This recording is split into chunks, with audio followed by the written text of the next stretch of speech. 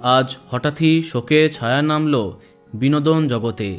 না ফেরার দেশে পাড়ি দিলেন জনপ্রিয় বর্ষিয়ান অভিনেতা মনোজ কুমার। 87 বছর বয়সে থামল তার জীবনযুদ্ধ। হিন্দি চলচ্চিত্র জগতে তার একাধিক ছবি মাইলস্টোন হয়ে থাকবে। 1937-এ জন্মগ্রহণ করা অভিনেতার আসল নাম ছিল হরিকৃষ্ণ গোস্বামী। মাত্র 20 বছর বয়সে ফ্যাশন ছবির মাধ্যমে ডেবিউ করেছিলেন। 1961 সালের কাঁচ কি গুড়িয়া ছবির মাধ্যমে প্রভূত জনপ্রিয়তা পান। তারপরে আর তাকে থামতে হয়নি। গুমনাম, ক্রান্তি, রুটি কাপড়া और মাকান ও কন্থি প্রভৃতি অসংখ্য কালজয়ী ছবি উপহার দিয়েছেন নায়ক মনোজ কুমার। তার দেশাত্মবোধক ছবিগুলির জন্য তাকে ভরত কুমার উপাধি দেয়া হয়।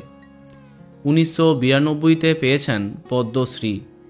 সংবাদ মাধ্যমে জানা যাচ্ছে, বিগত বেশ কয়েকদিন ধরে মুম্বাইয়ের কোকিলাবেন ধীরুভাই আম্বানি হসপিটালে ভর্তি ছিলেন।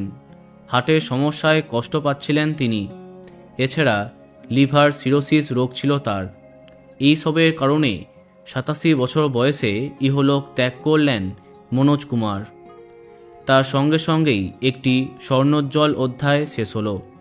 ওনার মৃত্যু শোকস্তব্ধ করেছে সমগ্র বিনোদন জগৎকে। বন্ধুরা, ভিডিওটি এইটুকুই।